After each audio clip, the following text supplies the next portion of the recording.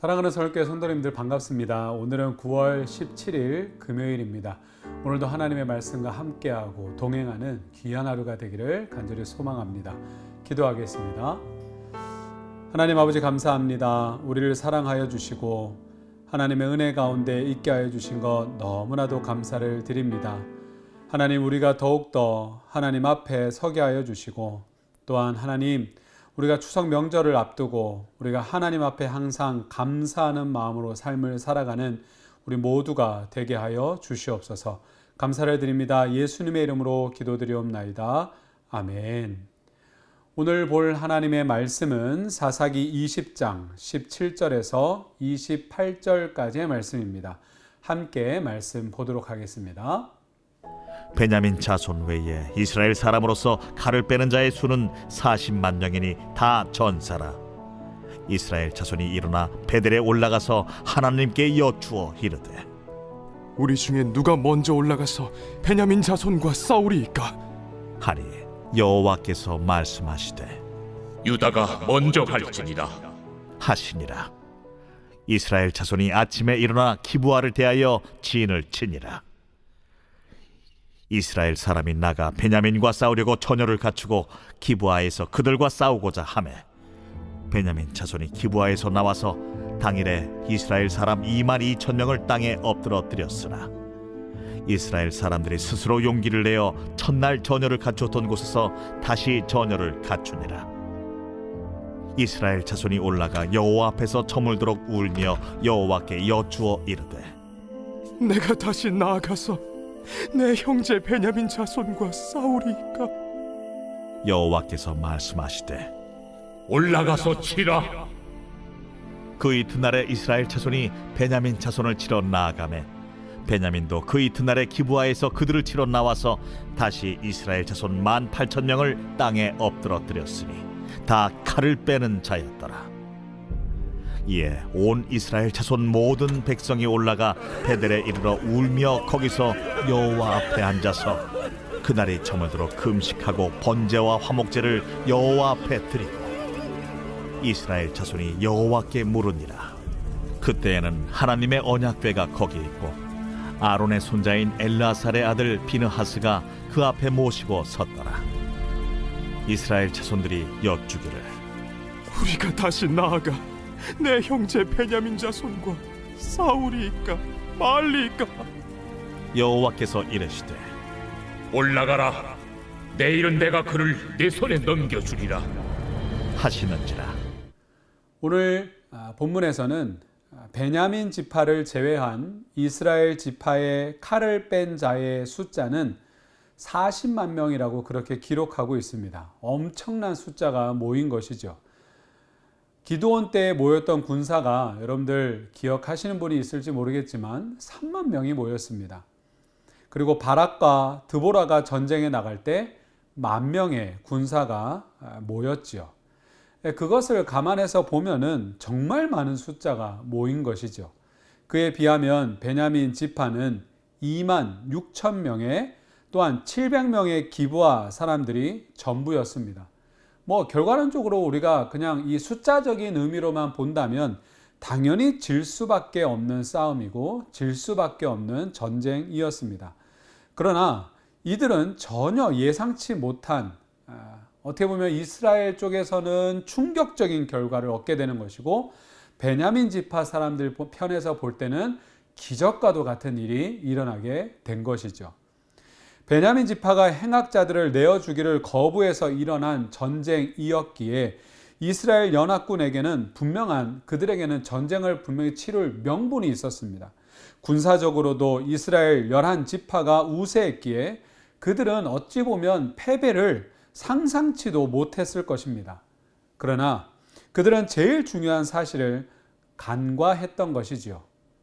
베냐민 지파에서 일어난 죄는 이스라엘 전체 공동체의 죄이고, 베냐민 지파를 심판하기 전에 먼저 하나님 앞에 회개하고 사죄를 구해야 했다라고 하는 것입니다.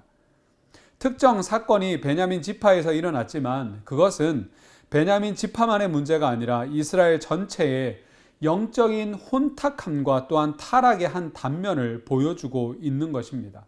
우리가 이제껏 사사기의 모습을 보면서 우리는 이 이스라엘의 영적 타락의 모습을, 아니면 또한 생활의 타락의 모습을, 하나님을 섬겨야 할 이스라엘 백성이 아니라 이방 신들을 섬기는 이들의 모습을 보면서 우리는 당연히 이 말씀을 정말 뼈저리게 느끼게 될 것입니다. 하나님은 이 사실을 지금 이스라엘 전체 백성들이 깨닫게 하시려고 두 번의 전투에서 이스라엘 그 연합군이 베냐민 지파에게 정말 대패하는 모습을 보여주고 있는 것이죠. 이스라엘이 하나님께 두 번이나 물었습니다. 그리고 하나님이 그에 응답해 주셨습니다. 하나님의 명령에 순종했지만 이스라엘은 패배했습니다. 이스라엘 역사에서 하나님의 응답과 또한 명령 그리고 순종은 언제나 승리로 연결되었습니다. 하지만 이 전쟁에서 하나님의 목적은 11지파의 승리가 결코 아니었습니다. 이스라엘의 성결, 이스라엘의 거룩, 이스라엘이 하나님 앞에 예배드리는 그러한 영적 예배자의 삶을 하나님께서는 원하셨다라고 하는 것이죠. 하나님의 뜻을 알고 하나님의 그 뜻에 맞게끔 삶을 살아가는 것을 하나님께서는 원하셨습니다.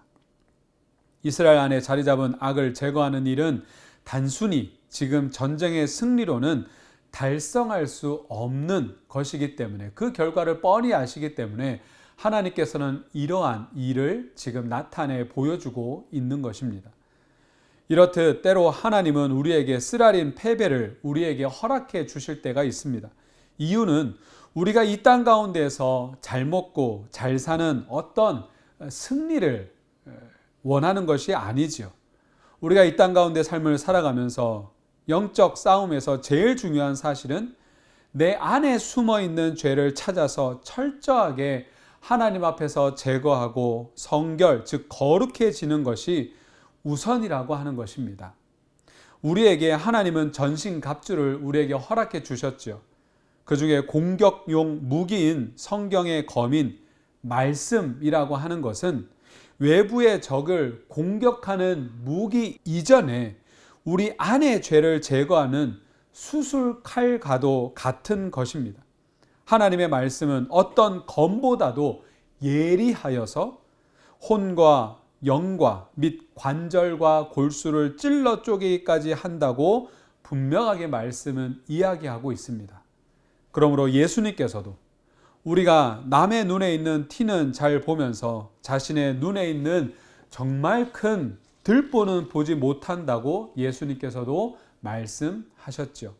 저와 여러분들 먼저 하나님의 말씀으로 내 자신을 먼저 진단하고, 그리고 또한 그것 가운데 하나님의 말씀을 의지하여 철저하게 회개함으로써 잘못을 고치고 그 자리에서 돌아서는 우리 모두가 되기를, 우리 모두의 삶이 되기를 주의 이름으로 축원을 드립니다.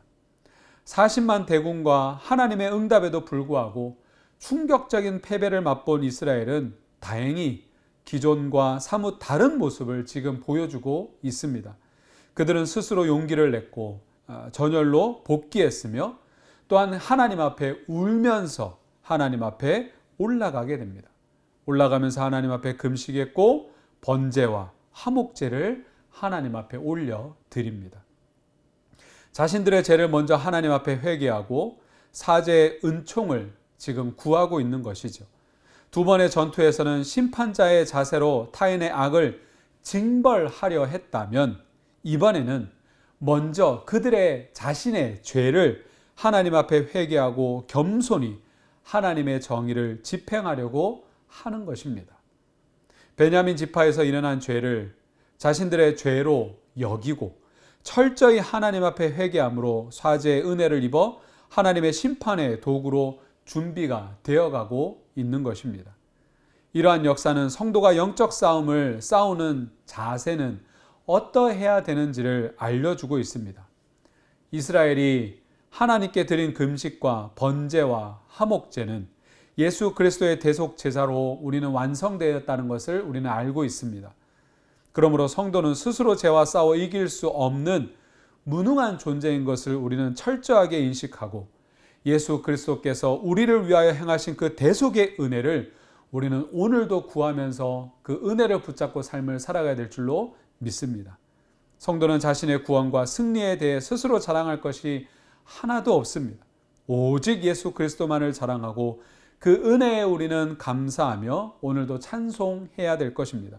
자신을 부인하고 오직 하나님의 은혜와 영광만을 오늘도 드러내시면서 삶을 살아가시기를 간절히 소망합니다. 이렇게 겸손한 자세를 지닐 때 비로소 하나님의 도구로서 영적 전투의 전사로 악한 영들과 공중의 권세 잡은 자들을 이기고 승리를 할 수 있다라고 하는 것이죠. 십자가 군병은 자신이 스스로 할 수 있다는 교만한 마음을 철저하게 배격하고 오직 주만이 승리의 비결임을 기억하여 은혜 가운데 삶 가운데 승리하며 삶을 살아갈 수 있다라고 하는 것입니다. 말씀을 마치겠습니다. 어리석은 자들은 너무나 쉽게 하나님은 자기 편일 것이라고 생각하고 자기 판단과 그리고 자기 욕심의 발현을 다른 사람을 정죄하는 데 있어서 하나님의 뜻으로 포장을 합니다. 나도 죄인이고 잘못이 있지만 나는 저들보다 좋다, 낫다.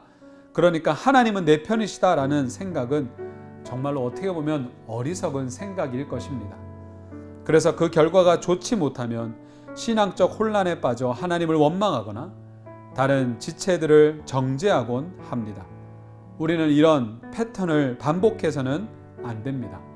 하나님이 실패를 거듭하게 하시면 말씀 앞에 자신을 돌아보고 형제의 잘못을 자신의 일처럼 받아들여서 함께 회개하고 말씀으로 사랑으로 다시금 함께 일어서는, 그리고 하나님의 정의의 도구로 사용이 되는 우리 모두가 되기를 주의 이름으로 축원을 드립니다. 기도하겠습니다. 하나님 아버지 감사합니다. 오늘도 우리에게 말씀을 허락하여 주시고 그 말씀으로 하나님, 그 말씀으로 다른 사람을 정죄하기 위하여 그들을 먼저 바라보는 것이 아니라 하나님 먼저 내 자신의 모습을 그 말씀을 통해서 우리를 바라보게 하여 주시옵소서. 그리하여서 하나님 그 말씀 앞에 철저하게 굴복하게 하여 주시고 순종케 하여 주시고 하나님의 뜻이 무엇인지를 알아서 하나님 우리 역시도 남을 정죄하고 남을 무너뜨리는 것이 아니라 하나님의 말씀을 가지고 내 자신을 보며 그들을 사랑으로 긍휼한 마음으로 그들을 끌어안을 수 있는 마음을 우리에게 허락하여 주시옵소서. 하나님 오늘 하루도 하나님의 말씀을 붙잡고 삶을 살아가려 합니다. 하나님 우리와 함께하여 주시고 우리가 더욱더 하나님의 말씀을 힘입어서 삶을 살아가는 준비되어지는 성도들이 되어질 수 있도록 하나님께서 역사하여 주시옵소서. 감사를 드립니다. 예수님의 이름으로 기도드리옵나이다. 아멘. 계속해서 묵상하시고 기도하시는 귀한 하루가 되기를 간절히 소망합니다. 감사합니다.